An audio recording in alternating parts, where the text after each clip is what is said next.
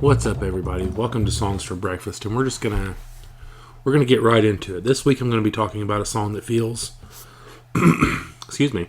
This week we'll be talking about a song that feels both poetic and apocalyptic. I'm talking about Four Winds by Bright Eyes from the 2007 album Cassadaga. This song is one that's really special to me. I really enjoy it every time I hear it. And I think let's just go ahead and jump into it. Let's just start with the opening verse of the song. And these verses are actually relatively long. I didn't break them up. I left the verse kind of as it is in its standard format. So if it sounds weird, I'm sorry. This episode is a lot of me reading the lyrics because the verses are quite long. They're actually broken into two sections when sung, but I pushed them together just because they don't make sense without one another. So breaking them up and talking about them individually would be weird because they don't make sense without one another. So the song opens with your class, your caste, your country, sect, your name, or your tribe. There's people always dying trying to keep them alive. There's bodies decomposing in containers tonight in an abandoned building where a squatter's made a mural of a Mexican girl with 15 cans of spray paint and a chemical swirl. She's standing in the ashes at the end of the world, the four winds blowing through her hair. So you have that. So right away you kind of get this sense of impending doom, but in kind of a poetic way. That's what I mean. This song's very poetic. Like, things are laid out in a very poetic way in the song, and I like that. That's one of the things that I like about it. He's starting out here by saying that there's the things that people are willing to die for. He's listing off things people are willing to die for and have died for and are just rotting away for their cause. Now he describes a squatter painting a mural into the ruins of a building. Then he describes the mural. I think this is important because it's one of our first hints of the fall and ruin in this apocalyptic theme that moves through the song. And once again, I also just love the poetic language, Then we get our first chorus.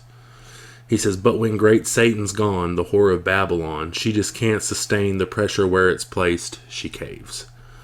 So, and I believe this is just more apocalyptic language. It references Satan in the book and whore of Babylon, both in the book of Revelations from the Bible.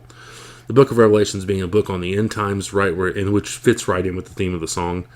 It also mentions caving under pressure. Once again, this is falling into ruin, things falling apart, failing, which was, part of, this kind of end of the world apocalyptic, things are falling to ruin, So we get that right away in the first chorus. We get it in the first verse. We get it in the first chorus. So I think the overall theme is pretty evident really early on. We move on to our second verse, which is one of the more controversial verses in the song. I know that, reading about it online, there's people who love the song and are like, yeah, I understand why he said what he said. Connor Oberst, I believe is his name. Or Oberst. I can't tell you how to pronounce it. I'm not going to pretend like I know, because I don't. And there's people like, oh, he's making fun of religious texts, and that's not cool. But, either way you cut it, it's a really good verse. It says, "The Bible's blind, the Torah is deaf, the Quran is mute. If you burn them all together, you'd get close to the truth. They're poring over Sanskrit under Ivy League moons, while shadows lengthen in the sun. Cast on a school of meditation built to soften the times, and hold us at the center while the spiral unwinds. It's knocking over fences, crossing property lines. Four winds, cry until it comes." Our first line, I wrote fist. Just so you know, in my little script here, my little notes, I wrote our fist line. Not intentional. I'm glad I read it as first and not fist, because that would have made no sense. But our first line of the second verse lists 3 holy books and states that if we got rid of them, I wrote rod, if we got rod of them. If we got rid of them, we'd be closer to the truth. However, people are still studying these books while we run out of time and our society is beginning to fail. It further states that at the center of this failure is the unraveling of the biblical four winds are coming. Biblical, there's also like I think Mesopotamian thing about the four winds. We'll get into that later. And that and that it's coming and we will weep until it does. So we're going to cry until kind of the end of the world is what's going to happen, because we see it coming and we're doing nothing to stop it. Then we get our second chorus, which is, "And it's the sum of man slouching towards Bethlehem. A heart just can't contain all of that empty space. It breaks. It breaks. It breaks." So the first part of the chorus is a reference to Yeats. I don't know how to pronounce that either, and I'm not going to pretend like I do. I've only ever read his name. I've never actually heard it said out loud. And it's beautifully done within the context of the song. This chorus is ended by the stating that a heart can't handle being empty and it will collapse. Just like our society, just like all these things that he's mentioning in the song. You know, if a heart is empty, it'll collapse. If society is empty, it'll collapse. So we're taking this time to study all this ancient text when really we should be worrying about what's going on right now. It talks about the shadows lengthening in the sun. That means your time is running out, and our time is running out, is what he's saying. So our third verse, he says, and this changes pace a little bit as far as like the ruin. It's there, but he says, "Well, I went back by rented Cadillac and company jet like a newly orphaned refugee, retracing my steps all the way to Cassadaga to commune with the dead. They said you'd better look alive. And I was off to old Dakota where a genocide sleeps, in the Black Hills, the Badlands, the calloused East. I buried my ballast, I made my peace, heard four winds leveling the pines." He starts the verse by talking about taking a trip. This is supposedly a real spiritual journey that the vocalist went on. Oberst, I'm not entirely sure how to pronounce it. Once again, I'm sorry.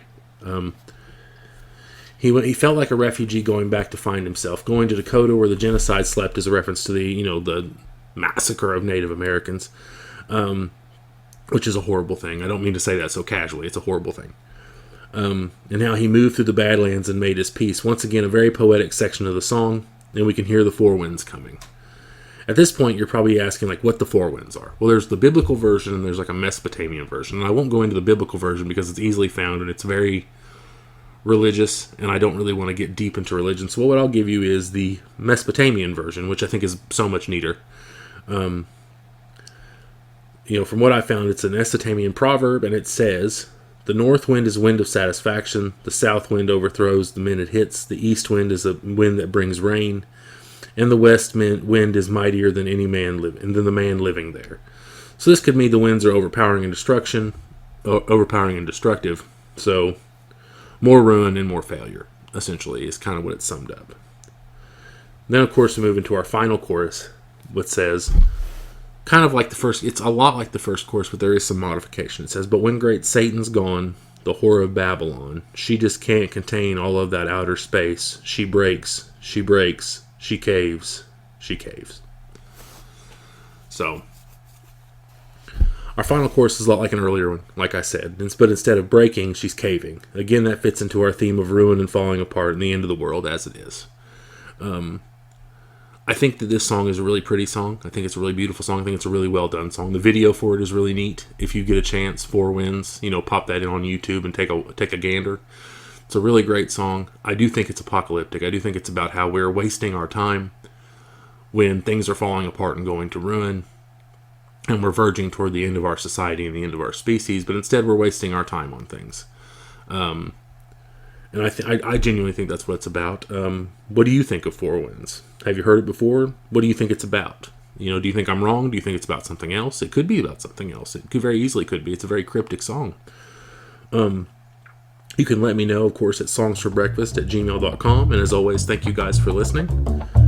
Take care of yourself, and as always, take care of each other. Thank you.